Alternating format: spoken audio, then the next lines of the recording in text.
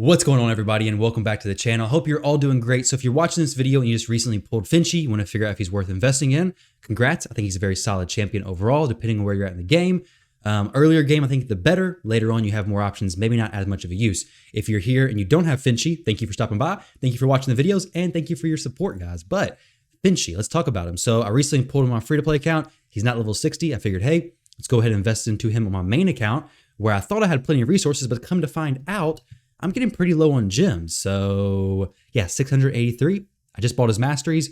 Looking pretty broke, to be honest, because of my free to play, I have like 2,000 gems. So we're looking much better over there than we are over here. But either way, guys, we got his masteries done, got him built out, ready to showcase to you guys. Now, let's talk about his skills. A quick rundown. His A1 is going to have a chance on each hit to place a decreased speed. The big version, very, very good. If you can book it, great. If not, not a big deal. Honestly, these two 5% boosts, it's going to be a total of 10%. Sniper Mastery is going to give you a 5% anyway. So if you take Sniper, you're going to be already 5% better off. It's a chance per hit though. So he's got a pretty good chance of landing it in general. If you don't book this, no problem. His A2, it does need some books. It feels very bad if you don't have the books, and it's on a 4-turn cooldown versus 2, but it attacks 3 times. Each hit, 50% chance. When booked up, it's going to be 60-75% chance of decreasing target's turn meter by 15%. Very, very solid ability as well. Very good for Fire Knight, very good for Spider, possibly good for Ice Golem as well, depending on what your team you're bringing in there. And Dragon, not going to have any use because you can't reduce the Dragon's turn meter, but paired with Giant Slayer, you're going to have Giant Slayer procs going off on that A2 ability, chance per hit. So it could be very, very solid there, right? Because they have high max HP. So it's going to get good benefit from Giant Slayer in general. His A3 ability attacks one enemy 2 times, each hit 5% poison, very, very solid against Dragon, which is actually why I built him mostly on my free-to-play account, because I didn't have a very good poison champion, and it's a poison for 3 turns, okay? It's a 3-turn duration poison on a 3-turn cooldown with no books needing to change the chance to land it. So as long as you have good accuracy, as long as you're good affinity, you're going to land it, okay? And 3-turn duration is very, very good, especially if you run with a buff or debuff extender, anything like that. This is a very solid ability. It does ignore 10% of target's defense for each poison debuff on the target, so he can do better damage, but I don't think Fenshi's going to be somebody you're going to be building to do a ton of damage, because if you're building Fenshi, you're probably not so far along in the game that you have the, I guess, freedom of putting a ton of damage stats, accuracy, crit rate, HP, defense, everything on the champion. So his gearing is going to kind of depend on where you're at, but he can definitely hit. He can definitely do some decent damage. His multipliers are solid. So the A3 ability, poison, 3-turn duration on a 3-turn cooldown, very, very nice. Now his masteries, this is what I have going on. If you have no problem getting the accuracy, go support tree, pick up the counterattack down here. Let's go ahead and, well, I can't actually get out of the way, but this is Giant Slayer. All right, so we have Giant Slayer right there, somewhere around here. Okay, so we have Giant Slayer, and then we have all the other masteries. I guess I could have just moved my webcam capture thing on my screen, but these are the setup I have. Customize this to your playstyle, of course, right? Same thing with all masteries. Do it how you best need it. So if you don't need the accuracy, go this way. If you want to extend the debuffs, the decreased speed, the poisons, go Master Hexer. Honestly, that's probably the better way to go. I probably actually should drop this ability, even though it does add a little bit of damage to that A1 ability, and pick up Master Hexer, because an extended decreased speed, extended poison, both are very solid. Pick up some extra turn meter decrease, whatever you guys want. Whatever you want for your playstyle, go with that. If you want the defense, to pick up the Retribution Mastery, hey, very solid as well. Giant Slayer, I found a lot of benefit in that though.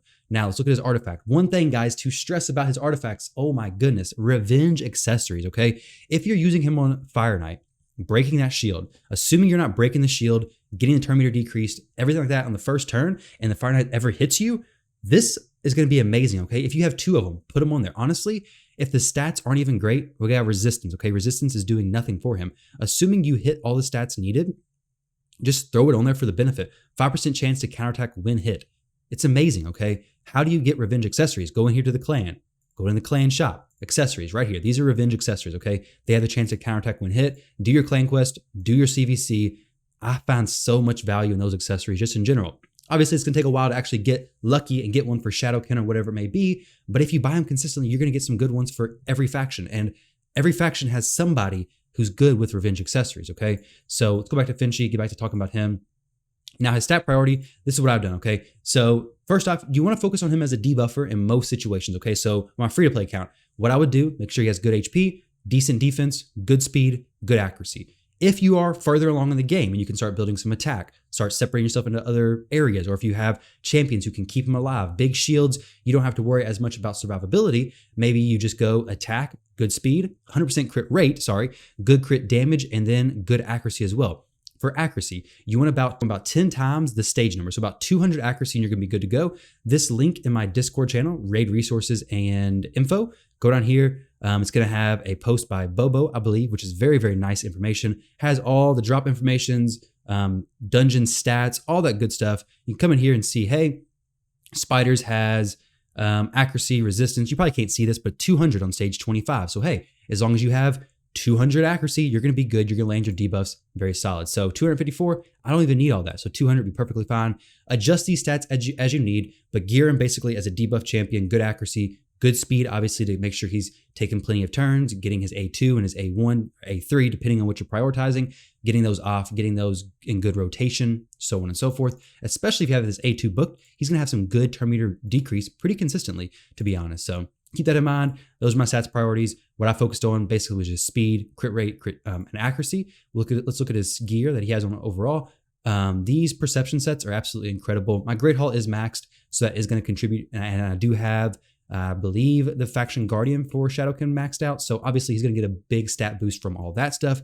But on my free-to-play account, I just have him focused on, thank you, Royal, for the follow. I feel like every time I do a video, I get a follow. It's kind of crazy, but thank you. But with that said, on my free-to-play account, I just have him with good accuracy, decent survivability, the best I can, and then as good of speed as I possibly can have as well. So that's his focus, his showcase overall right there. Let's go ahead and jump in Fire Knight, give a little bit of an example. Now, when I do this, I do have to make sure I manual the boss because I don't have his presets and the AI done. And because he has such a low cooldown, if we don't get the A1 placing the decreased speed, then he's just going to rotate from the poison to the decreased turn meter and only get one decreased speed every so often, so it may not actually apply. So I will have to take some manual control of that, but let's look at how much damage he can do while this is running in the background, okay?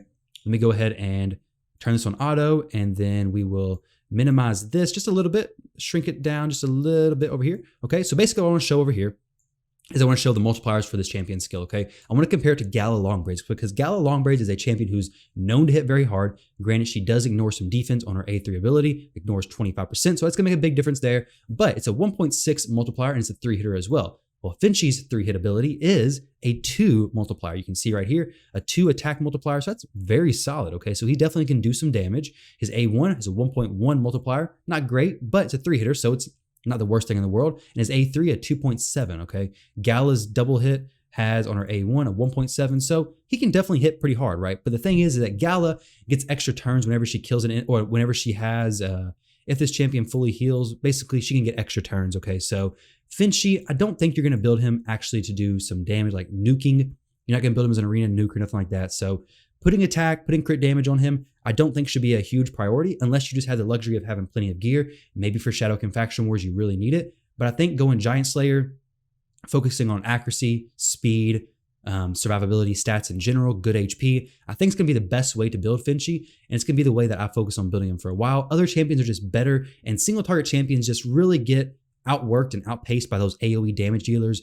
Obviously, Leoris is crazy, but Elhain, Shieldguard, both those champions are going to be better for me in the arena versus Fenshi because he's just going to wipe out one person where those other champions could wipe out the entire enemy team. Now, this is the part where I do have to take some manual control. Let's see if we can even break the Fire Knight shield. If the Fire Knight does hit me, though, keep in mind, we have a chance of counterattacking. If I did have the Retribution Mastery, though, I would have a chance of counterattacking whenever I lose so much HP, so that'd be even better. So it just depends on how your team's built, everything like that. I do want to do this manual because I want to make sure he gets that A1 placed because that decreased speed is so valuable. If you don't land the decreased speed, it's going to be a little bit more, okay, look, not non-shield already. So we got the counterattack, but if you don't land the decreased speed, it's going to be a little bit more painful, a little bit more difficult to actually keep the consistent A2 turn meter decrease going. Hopefully, I was kind of hoping he would use the A2 there, but you may, if you're going to use him in Fire Knight, you probably want to set his preset and his AI, probably in Spiders, same thing, because in Spiders especially, you don't really want him to do the poisons per se, because you probably have other ways to kill the spider. In the Fire Knight, you probably don't want him to do the poisons because you don't really want the Fire Knight to take a lot of turns. So may want to set him to focus on using the A1 and the A2 ability and just turn the A3 ability off completely. If you do that, and you have the ability that has a chance of resetting a cooldown of a skill, then it will only reset the cooldown of the A2 because it's the only ability being used. Now you can see here the Fire Knight did take a turn. So what that shows us is that while Fenshi has good decreased speed, he has good decreased turn meter, he's not going to be able to keep the Fire Knight's turn meter at bay by himself with the current gearing. So in my opinion, what you're going to want to do is you're going to want to either bring a Armiger, a Cold Heart if you have them. Obviously, I think if you're watching this and watching Fire Knight content, you may not even have a Cold Heart, but Cold Heart would be very good. Them two together, I think could definitely keep the Fire Knight at bay, help manage that turn meter. Armiger is going to be solid. Still, the Drakes could even be solid, though their affinities may be difficult because if you're going against a Spirit Affinity Fire Knight boss, Finchy's going to get weak hits. It's going to be harder for him to perform overall. So keep that in mind. But Allure could be solid. Any decreased turn meter who's consistent, whether it's a high amount or not, doesn't really matter. But you just want an additional consistent decreased turn meter to go alongside Fenshi to make a lot of sense. I do think he's going to be awesome on my free-to-play Fire Knight team. But on my main account, I'm not going to use him. I don't think I have any real use for him. My Shadowkin team, perfectly fine. I don't need him for Fire Knight, though those triple hits are very, very nice, especially if you don't have an Apothecary, because Apothecary brings that A1 triple hitter, so consistent dropping that Fire Knight shield in early game, that's the hardest thing is dropping that Fire Knight shield. It's such a pain, very, very difficult. So if you can have those triple hitting champions knocking that shield down, it's going to open him up to now your Armiger can start decreasing the turn meter alongside whoever else you're using who can also decrease the turn meter. And Fenshi paired with a Fenshi who's booked, especially, okay? So a 2-turn cooldown on that A2 ability. A Fenshi who's booked, paired with another consistent decreased turn meter, maybe even throw in a champion who can do increased speed, increased turn meter. Maybe you have an Apothecary. Maybe you have a Haikatoon. Haikatoon could even do it because she has a decreased turn meter on her A2 ability. So there's a lot of different ways you can do it, a lot of different ways you can go about building Fenshi, but I think he's a very solid champion. I think he's actually a very, very good champion. Early game, mid game, getting you through those early stages of dungeons, especially if you don't have a good poisoner. But Spider's Den, he's going to be solid there. Decreased speed works very, very well. Decreased turn meter also is going to work very, very well. I can get away with a little bit more budget options. A Force Affinity champion, so he's going to be good on the Magic Affinity stages because he's going to be strong there. So Dungeon champion, I think he's very, very solid in general. I do like him. Am I going to take him to 6 stars? I'll have to see on that one because of my free-to-play account. He's going to get good clan boss use right now, but down the road, he may fall out once I get a decent poisoner. His poisons are good. His poisons are definitely good on the dragon, low cooldown, or 3-turn cooldown, 3-turn duration. So it's very, very solid for sure. But I'll have to see because he is book heavy. He does basically require a small library of investment for him. So you do have to keep that in mind. You have to judge where your account's at, if this is going to be worth it to fully invest in him. Because if you get him to 60 and you don't have this ability fully booked, it's going to feel pretty bad. Like, to be honest, his turn meter reduction doesn't feel that good at all when it's a 4-turn cooldown. And if he's not that fast, if you don't have the books, but if you get him booked, make him pretty fast, have good accuracy, and all that stuff lines up good, I think he can perform very, very well. If you're lacking in Fire Knight help, if you need some good Fire Knight progressional champions, he's very solid. You don't have a good poisoner option, also very solid. And in general, for Giant Slayer for clan boss early game, I think he can definitely bring an impact. And like, I don't have a poisoner, so he definitely fits that role as well.